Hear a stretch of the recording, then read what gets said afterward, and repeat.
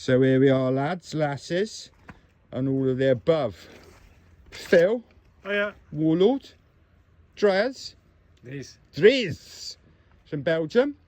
No jokes about the waffles, lads. I tell you what, he better have some in his packet. But anyway, Fraser Christian Coastal Survival. If you watched the last two videos, it was about me going and checking the kit for the coast hunting course, and then yesterday coming down to where we are now and kindly setting out for these lads, so they will hopefully have some fish. And if we haven't, we might take it back in. We've got a lot of stuff to do. We've got to get back to the camp and obviously replicate all the stuff that we've used today, all the hunting gear, and show the lads how to make that. But there's a little bit of an unstable high pressure. We've got, I don't know if it's including front, but we've got a little bit of low pressure coming in.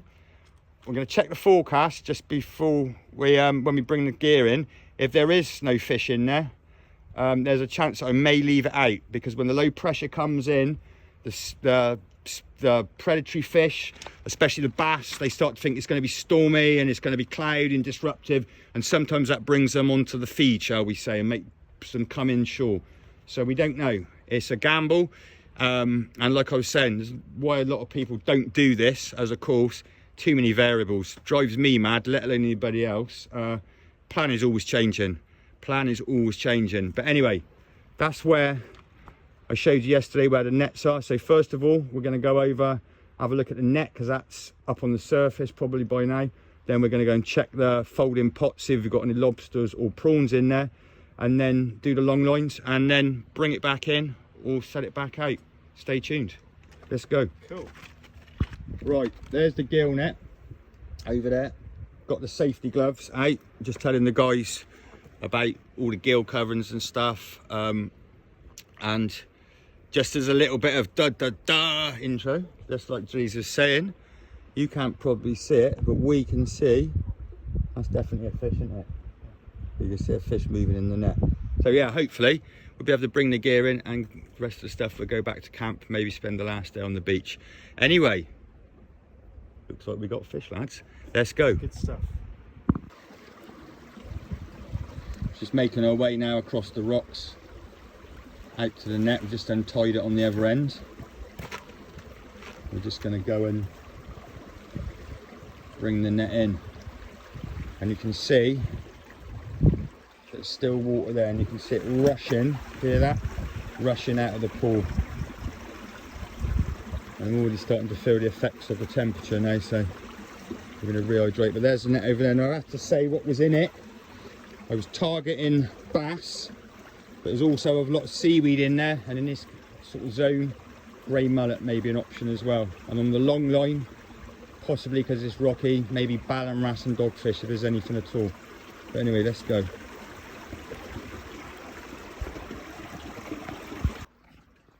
Right, I'm going to make my way onto the rock now where I've fixed the net. Got my safety gloves and my knife with me. And you showed you on the other video yesterday, I'll show the guys again now, what I've done. We don't want this net to end up in the sea and be moved. If there is a storm, we could have had a storm last night. So what I've done, I've found what's called a physical tying point, and that's two stones that are really locked together. I can get a length of rope round, and we'll leave this in place and come back to it time and time again, yeah? So anyway, what I want to do, make sure I've got my sleeves rolled up. Anything now that can get caught in a net will. That's why they work the best of any method. They're unscrupulous. Anything that crawls near it, swims into it, is going to get caught. So your watch, your buttons, etc. All right. So what I'm going to do is I'm going to bring it back, and the idea now, because if we were going to reset it, is to keep it clear. And what I want to do is keep the head rope, which is the blue line, which I'm going to bring in now, separate to the foot rope. So I'm going to actually be, so if you imagine this is the net hanging like this, okay, I'm going to get hold of the top and the bottom, go like this and bring it in like this, and that means when we go back and put it back across, it should just concertina back off the rock. So anyway, the moment of truth, and you want to be quite firm with this. I may have to get my kit off and get in to get it. So there we go, now it's starting to come together.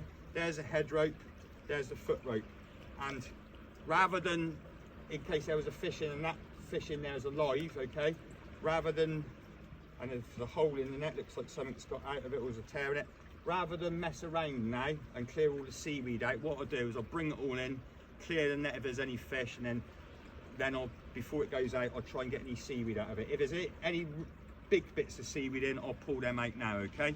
The seaweed is going to be like a big sort of blot in the curtain. Does that make sense? They're going to see it. So just bringing it in, and then what I'm going to do, the most important thing is not to take a step. There's a fish in here, there's a fish in the end of here which has been eaten, there's a hole in the net, so something has been in here and taken a fish out of the net, okay? What the most important thing is now, do not take a step. Do not, whenever we're working with ropes or anything, nets to go back into the sea, okay?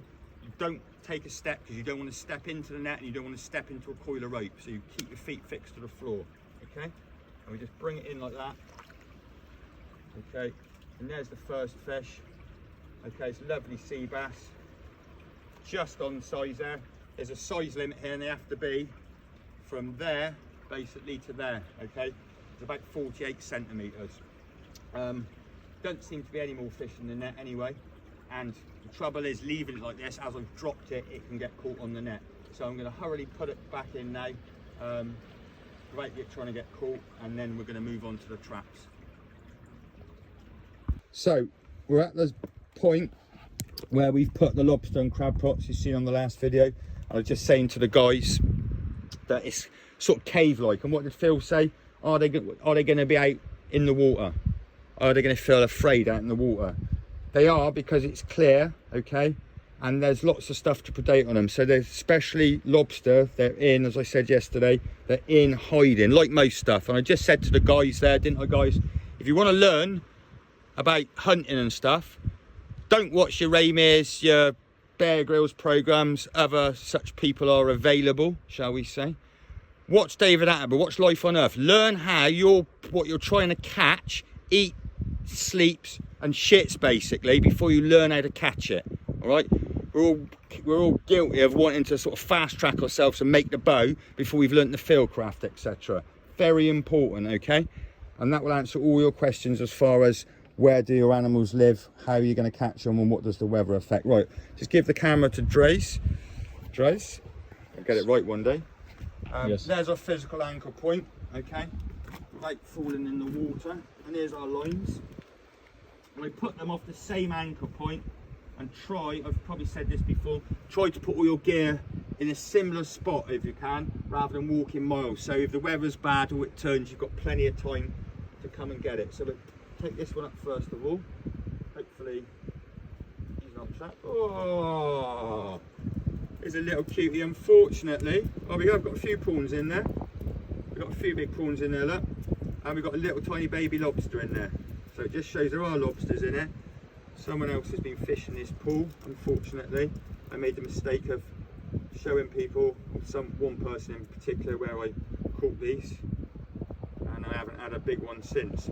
So just very carefully now, because he's just holding on, just gently, and there we go. Still going to give it a lot of respect, get it back in the water really quickly, but what I say about respect is definitely not going to be touching any, going near any of the claws. It's got a surgical cutting claw. And I won't get any closer than this. Even a small one like this, it's got a surgical cutting claw and a crushing claw, and even that claw there give you a little snipe and split your skin open. But there we go, beautiful little lobster. Let's just put him back in and watch him swim away, and one day I'll be back. One day, yeah, I'll be back. Right, got tiny little velvet swimming in there that have to go back, as undersized, and 2 prawns. The prawns are very edible and eatable and keepable, and the little tiny, there you go, there's a little blue crab. Oh! They're vicious little sods, so I'm not going to mess around with this one, because I can't actually. Right, there you go, little blue crab. We call them swimmer crabs. You won't be, I'll just bring it up to the camera. These are the best to eat. They're blue with red eyes, but they've got this little fin, they swim. They're the very best crab in the world, and there's obviously only one ocean, okay? Now you all get taught about divide and rule tactics. There's one ocean, okay? So be mindful of your ocean, because it's everybody else's ocean as well. That one go back in for another day. But the prawns, there's a very nice example of a lovely big brown prawn in there, and I don't want to let it go. But if we were redoing the long lines now, Okay, I'll hold on to the head. And I don't know if people know that there are prawns this big in this country. You'd have thought they got that big. Okay, put the hook just through that bit of the tail so it carries on swimming. Live bait is the best, okay, on long lines for lots of reasons, but there's only one. Okay, we'll leave it in the trap, that'll go inside some seaweed, and that'll still be alive in an hour or two. The best way, there's only one, is just to put it in your mouth, bite the back off and eat them raw. But we've got the little tiny hand nets with us as well, so we're going to try and find a few more in the rock pools, some small ones as we're foraging for shellfish and seaweed, which we've still got to do. We better get on with it, and we'll do that on the way back, and then the guys can hopefully have a raw prawn. Anyway, we'll put that in there so we know it's in there. That'll still stay there alive. And when you're transporting your shellfish, do not put it in seawater in a bucket, it will die. It just wants to be in a moist environment, so we'll cover it in seaweed in a bag, and that'll be okay for an hour or two till we get back. Anyway, fold that one up there, we've got one more to go. Follow me.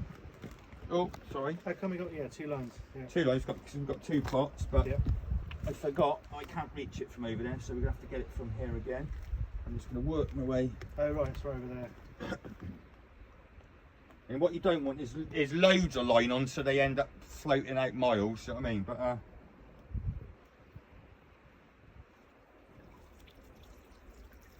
not as much luck in this one. What have we got in there? Just shrimps. Just not shrimp. Shrimps live in the sand, the tiny little things. These are prawns, so another prawns. 2 prawns. There's one for everyone to have one.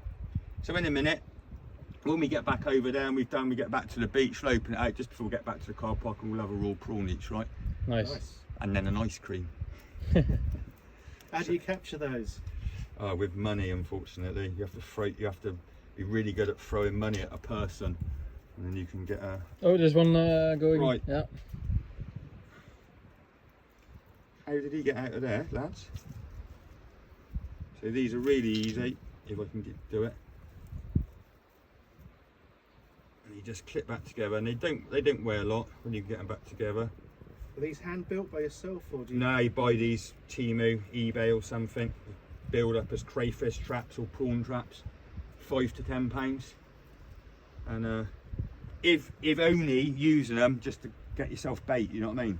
They'd be perfect. Right, that'll do. Switch that off. So over to where the long lines are, and that will be the end of our repertoire. Besides using the little hand nets, which we're going to dip any rock pools on the way back, we're going to be foraging, and that's going to be about it. And I managed to find a nice little, real sneaky little physical anchor point under here yesterday, covered in mud. And if I can get the knot undone. Keep going on about knots. I've been telling a big yarn this morning about a load of guys that should have known better, that shouldn't ever tie knots that you can't undo easily, especially in a storm.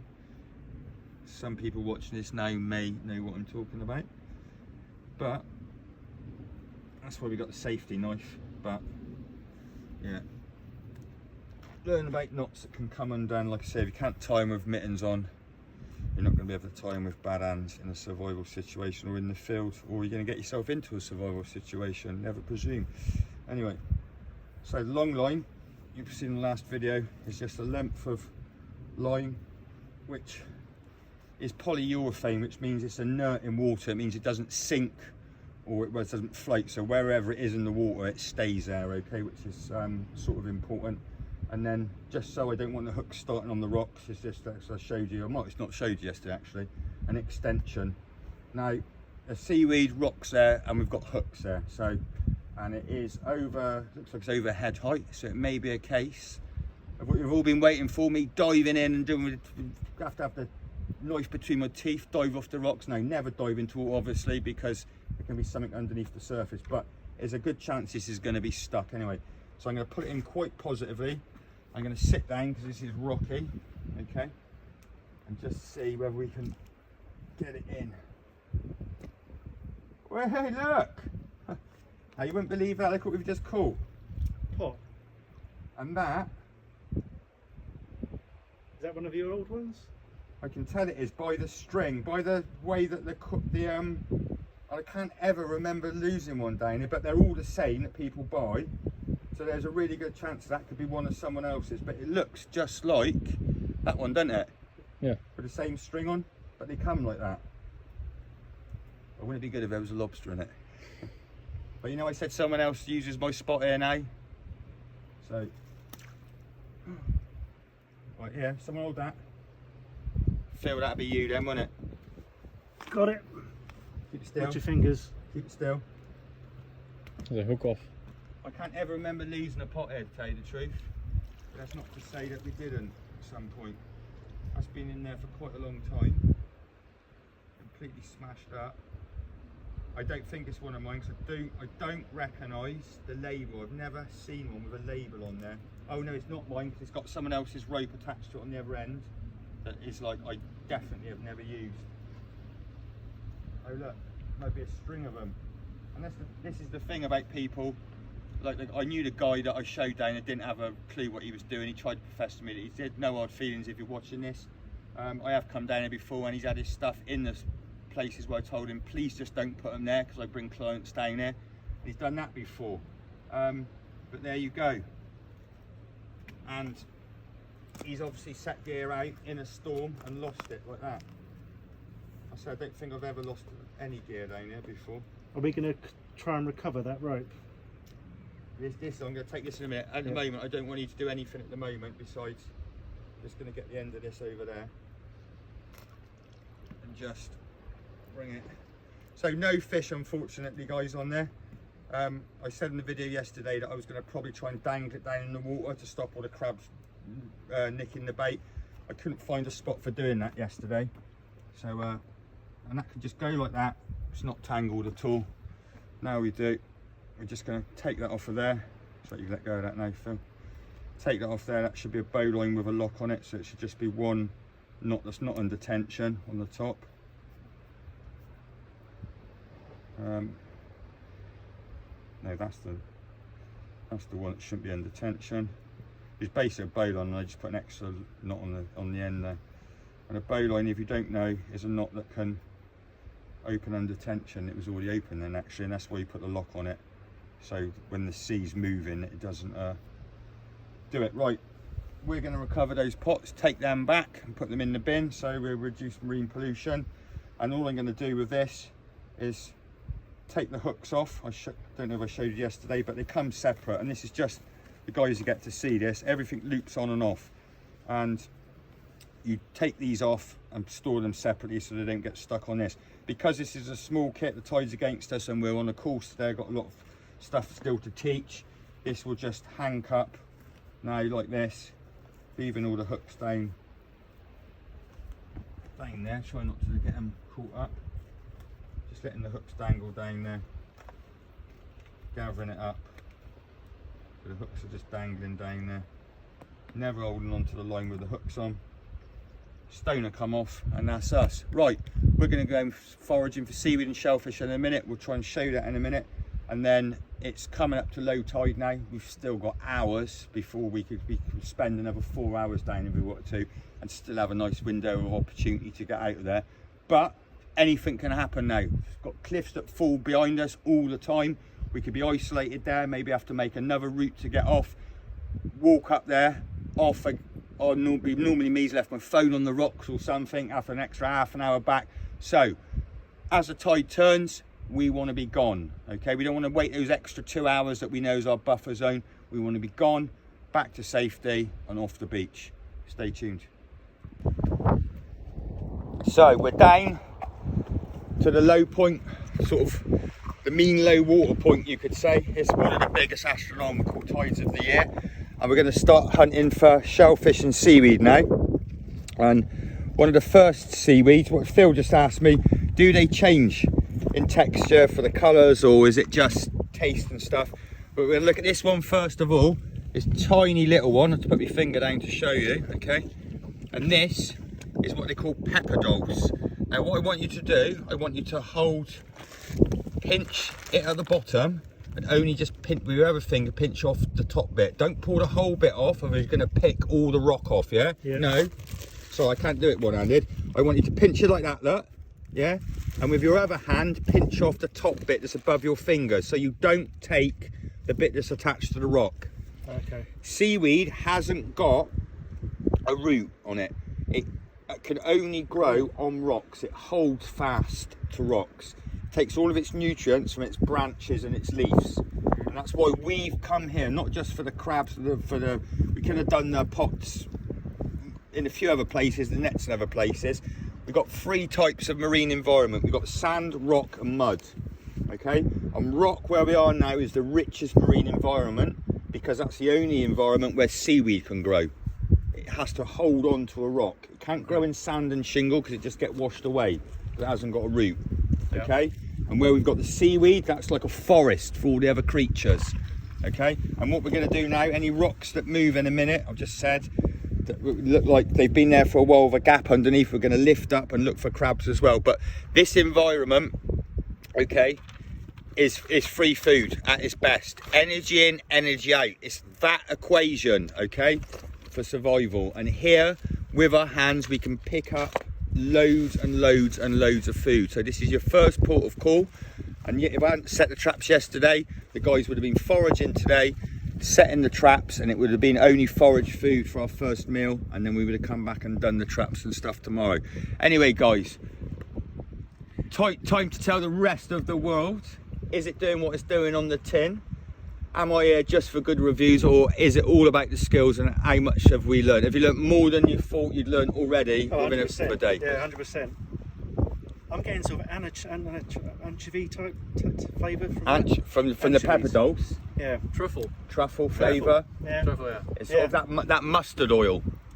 So it's volatile, which means it flies. So if we cook this or dehydrate it, it will lose all of the heat. And I had to shut a restaurant down once because I was dehydrating this just before service, and it was like CS gas going off, honestly. So this, okay, if we can stuff this inside of, just in case we had a sea bass, for example. I wonder who's got a sea bass, lads. Stuff some of this inside a fillet and then bake it. All that flavour of that truffly mustard will be trapped inside the flavour of inside the fillet of the fish, yeah? Gets absorbed into the meat. Gets absorbed into the meat. Anyway, lads, coastalsurvival.com. It does what it says on the tin. Hand on heart, I'm only here to share the skills, honestly. I love it. I wish I could share it with more people in the UK. I can't believe they're the only 2 people on the course. If you're into hunting and being able to actually go out and hunt and get food and cook it, this is one of your only ports of call unless you've got a gun. Coastalsurvival.com. Stay tuned. We're going to get some forage food, and then we're going to head back off this beach to safety.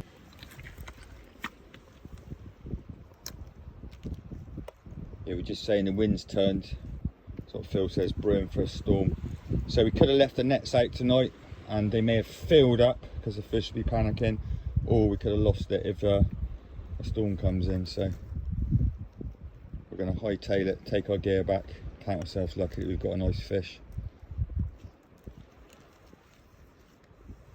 Alright guys, Yep. right, let's move on to the next one. Let's go a little bit further out to low tide now. We're going to find, same name, dulse, okay, but true dulse, and that's a purple one. It's one of the most versatile ones, and ones I love to cook. It's a little bit further out, it's just where those rocks end, so we'll make our way over to there now, and then we'll look at that. What we're doing now is we're looking under rocks that are not joined to the water. There's no point looking for shore crabs where the water's there, so we've just all gone out to sea. We need to come back in a little bit. We're still wet, and what we're doing, we're using direct transfer. So as we're walking, any stones that move, we're looking underneath to see if there's crabs. So pick that one up. There's plenty of seaweed on there, so it's been there for a long time. Look at this one here. Right, there we go. Perfect, well done, Joyce. This is one of the crabs, I'll look up the name later, that has only been on this part of the shore for the last few years, and that's to do with the sea temperature increasing. But he's too small, so put him back down. That's it, extend the depth, and then tomorrow if we're coming down we can check this again. That's your first primitive crab trap. Orange stone on the top so we don't all pick up the same stone. Put him back underneath, and there we go. The next stone we just picked up, and there we have a nice little rockfish down there.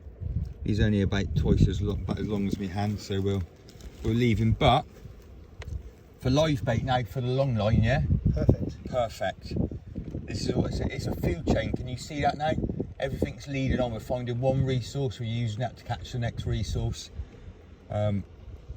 Yeah, that's why the coast is the richest marine environment for the richest environment for wild food, because anything can be under a rock. Right, anyway, the tide's coming in. Let's keep going, get some more seaweed, get back to base. So what we're doing now, last but not least, the little tiny child's net, and these ones I got from the supermarket with little telescopic handles. I thought they were a gimmick, but they're shut. So real small prawns just underneath all these little seaweed ledges, and Jay's going to show us the best way to eat them. I just showed it. So hold on to the head, just bite the back off, and that's the sweetest way to eat it, because you lose a lot of that flavour, you know, when you cook it. Nope. Really, Nice. really sweet in there. There, yep. That's what we like to see.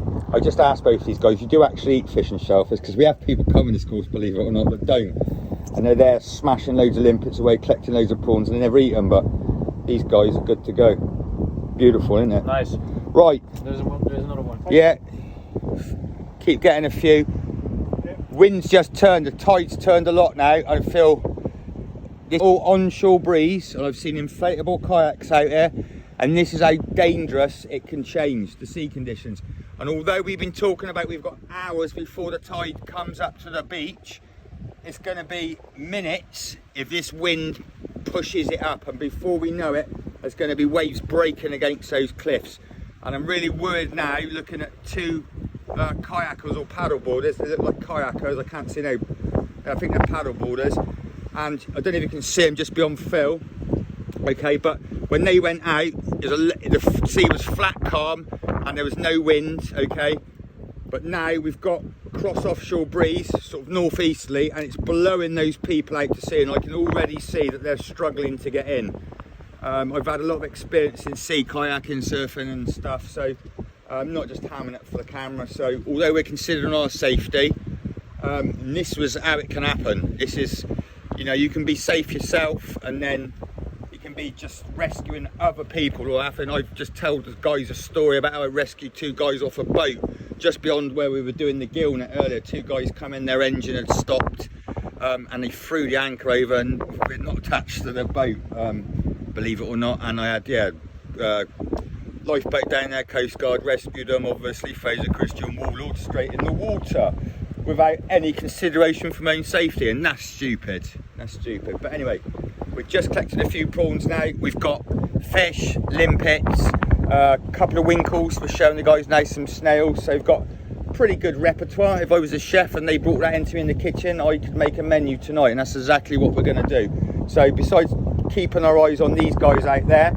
possibly having to make a 999 call, because if you're in difficulty on the coast in the UK, it's 999, ask for the Coast Guard, and it helps if you know where you are. Anyway, stay tuned. Hopefully that'll be the last video. I'll keep saying that. We won't be in the local papers as local heroes rescuing people, but they're having difficulties, you can tell. So we'll switch the camera off now anyway, and we're going to get back to safety and monitor those people. And there you go, that's what we all want at the end of a day hard hunting. The fire. I keep getting Dre's name wrong. It's spelt in English Dries, but he's pronounced it Drees. I said I can't keep up with that lad, so I'm calling him Dre, Dr. Dre. I'm calling him Dre, and there's Dre. He's just put out the limpets, winkles. We've got the pepper dulse over there. He's just sorting that out. We filleted the bass. There's one fillet. The other fillet has been skinned and chopped up ready for our stew, our fish soup. We've got some just spring onions and carrots there. We haven't been down the beach to get any wild food, otherwise that would have been sea cow, but we'll do that later. I'm just going to salt that other fillet of fish and leave that hanging up to smoke tonight. I'll get the guys to put that into a bag or into some kitchen roll to stay dry so the flies don't get on it tonight, because there's no guarantee just because you've smoked it, the flies won't get onto it. But I was just saying to Dr. Dre over there, you won't believe how relieved I am if it doesn't show that we're all off the beach. Accidents can happen really easily down there. Twisted ankle, it's an air ambulance job. We're miles from the nearest car park. So it's really great to get back to this stage, and I'll just show you now over on the fire. So all of the fish bones, all of the hard seaweed, so all of the rack seaweed, the fish bones and all the trimmings have gone in there to make the fish stock. And then we're going to sieve that in a second. That's been on for about 20 minutes. That's coming off now. And we're just going to sieve that into this pan. And then we're going to add maybe some of the shellfish, but possibly not. But definitely the pepper dulse over there, the veg and the chopped up fish. And put some straight to wok noodles with it in proper camping ration pack fashion. Anyway, day one done. We might show you someone eating. People always want to see that, but people always want to see the cooking as well, and that's what it's all about, especially from a chef's background. I don't know if I've ever said before, a lot of influence or reason I got into doing this was to make sure that I definitely can source and catch fresh food, and that's what's important to me. Anyway, stay tuned.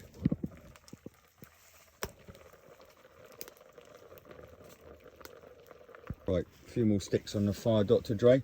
There's our beautiful dulse seaweed. Light's going a little bit now. It's we ain't got much light left now. And in there, it's just the fish, the carrot, the onion, and the fish stock we just made.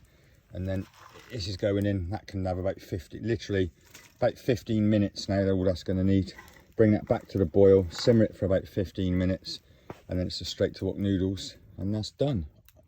Are you hungry? Hungry, yeah. Smell nice? Smells fantastic. So there is the finished dish. Dr. Dre is coming down for it.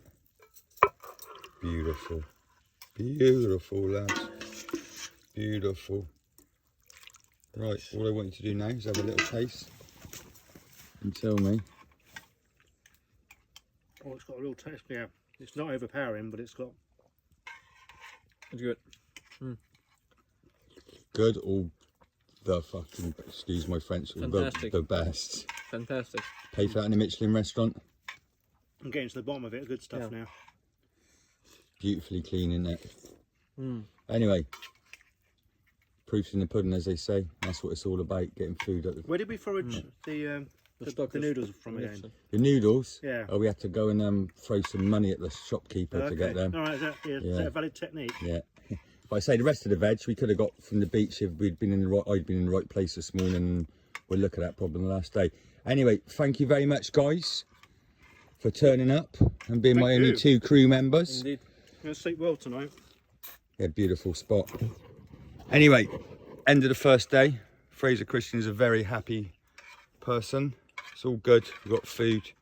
These guys are going to enjoy this beautiful woodland camp, and I have got hot-footed back to go and get my little cat and my chickens in my beautiful woodland camp, and I'll be back here at 9 o'clock in the morning. See you tomorrow. All right. Cheers.